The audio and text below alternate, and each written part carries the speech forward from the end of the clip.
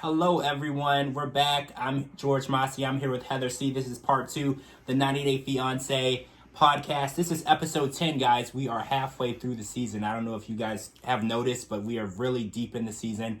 And Amira hasn't even made it to the U.S. Come on, Amira. Where are you? I know. We're waiting for you, Amira. When are you going to touch down? But let's talk about Stephanie and Ryan. So Stephanie comes on last night and she informs us that Ryan's mother has blocked her on social media. So the tea is Stephanie said that she was going to ask Ryan's mother for the money back that she had given them because she felt they weren't appreciative. She wanted them to say thank you and kind of kiss up to her because she was giving them money. So she threatened to take the money back, and Ryan's mom, instead of thanking her, she blocks her. So what do you think about that? Well, I think that the whole thing is obviously petty. I mean, the fact that she is a businesswoman who seems like she has her life together with or without a man, just by what I see. I don't know her personally, but I'm like, the way she puts herself in these predicaments and stuff and gets wrapped up with all these younger men, which also nothing wrong with that. It's just funny because his mom is probably in her age group. So the fact that they're acting like a bunch of teenagers. I believe her mom is actually a little older. Okay. Or no, Stephanie is a couple years older than his mom. Oh. Yeah, that's the crazy part. Yeah, the whole thing is petty. I mean, she clearly wanted to take care of him.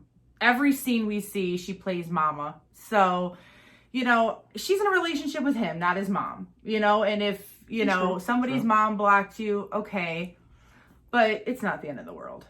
So at dinner, Stephanie accuses Ryan of cheating because they have not been intimate since she has arrived in Belize, and she's under the impression after 10 months that they would have. So with no evidence whatsoever, she accuses him of cheating on her, and she uses her defense as her friend Maria, who is a psychic by trade. Maria said that he was going to cheat on her with a younger woman and then leave her for that younger woman. So that was her defense. And of course, Ryan doesn't take the bait. He doesn't admit to anything because let's not be wrong here. We know he's cheating. But he didn't take the bait. He says that psychics are devil's work and he was not going to fall for it. I mean, obviously, don't fall for the trap. It was clearly a trap that she was setting for him to just tell on himself. So he didn't take it. I mean, would you take the bait? No, but it's really funny, like watching them interact with each other. He's a little too excited. It's like, he wants that ticket to the US because he's just like, we're gonna have so much fun. You're gonna show me Michigan. And it's like almost like a kid in the candy store. So it's like, I just get such a kick out of watching them. And whatever their future may hold, no spoilers allowed here. So be it. I mean, they're good TV. They really are. They are. And on that note, last night's episode ended with all hell breaking loose. We saw the screen say 4 hours later, and he stormed out, and they were screaming and hollering, and who knows what happened. We have to wait till next week, so we'll end it there with them. And we're going to head over to Mike and Natalie. So Natalie gets her way. And, well, first of all, Mike is completely against counseling. He doesn't think that it's worth the money. It doesn't help. She still gets her way because Natalie, for some reason, always gets her way. So she does. They get into the counseling session. And first of all, before we get to the actual counselor, let's talk about Jane, the hairdresser, okay? So this is Mike's typical counselor.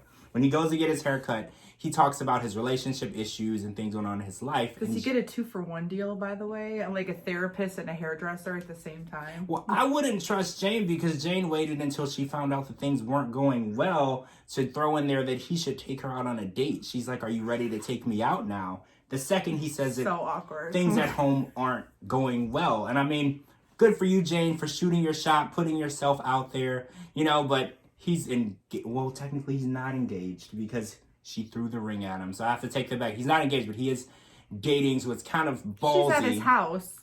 Right, they're living together. It's kind of ballsy for you to actually ask him out on a date while he's telling you about his relationship issues when they're about to get married. And so let's talk about the counseling session. So the counselor says, what's the issue? And Mike says the issue is, I don't think that we love each other. I believe it. I would almost put money on it. That is actually the one thing that's happened between Mike and Stephanie, or Mike and Natalie this season that I agree with. They're not in love with each other. They are kind of just coexisting with each other, and not even coexisting. They're fighting. They're angry. Stephanie asked him his IQ just so she could insult him. Like, this is a very toxic situation, and I just don't understand why she wants to pressure him into getting married. And we did see online that she's been married more than once. I want to say that I saw 2 different marriage licenses outside of this relationship. So it's very interesting to know what Natalie is looking for because she hasn't been able to find it in the past. So on that note, let's talk about the fun situation with Jovi and Yara. Yara's pregnant, guys, and they're going to Jovi's parents' house for a tiny get-together, which is what the Parent Trap situation they told Yara. It's actually a event with 50 to 60 guests, and it's actually an engagement party, which she said she did not want. So we get there, and Yara meets Jovi's dad, Monty, and Monty immediately kind of starts attacking her. He's talking about the way she dresses, how it's not safe for her to dress that way in the neighborhood they live in. And it's interesting that the first thing that he says to her is how she dresses and how women in the Ukraine like to move to the U.S. and get a green card. How do you feel? How do you feel about the way he approached her? I think he's a very sexist person, but I mean, Jovi comes across that way too, just how we see how he treats Yara a lot. I mean, he wants to sit there and, throw all these jabs at her, but his son is a regular at the strip club. So it's like, let's not forget, don't cast a stone, because not everybody is perfect in this situation. But with all that aside, they don't know about her little secrets. So, maybe, he'll change his mind knowing that there's a bun in the oven. Well, Yara pulled out the big guns, and she did say, well, look, my dream was never to live in the U.S. My dream is to take Jovi, your son, and move to Europe. And I felt like that was kind of her clapback. And that was a really good clapback, because she was like, okay, you're going to slut shame me. You're going to say that people from my country only want a green card. Well, guess what? I don't even want to be here. I'm only here to marry your son and then take him back to Europe with me. And I think that that was a really awesome way to get back at them, because they really came at her really mean, really nasty. And I just feel that this situation is going to explode. And I feel like when they arrive at the party, I feel like when Yara sees this huge group of people, she's going to flip out. And I feel like she's going to drop the bomb and tell them that she's pregnant. Do you feel that way?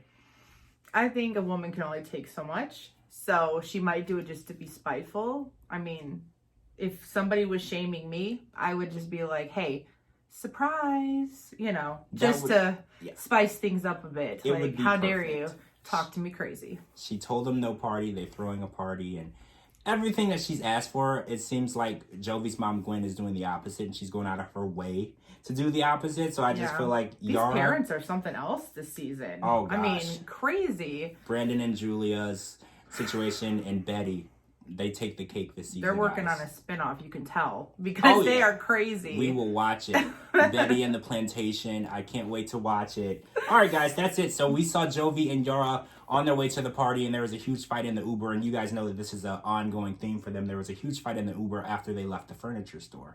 So this huge fight is leading up to this party. So Yara's already angry, and then she's going to be even more angry when there's 60 people there and her family is not included. So on that note, that's it for part 2. Thank you guys for joining us. I cannot wait to see you all this Sunday night to watch the new 90 Day Fiancé. I'm George Mossey. This is Heather C. I'll put our Twitters and Instagrams at the bottom. Tweet along with us. Comments below. Thank you guys so much for joining us. We will see you all later. Bye.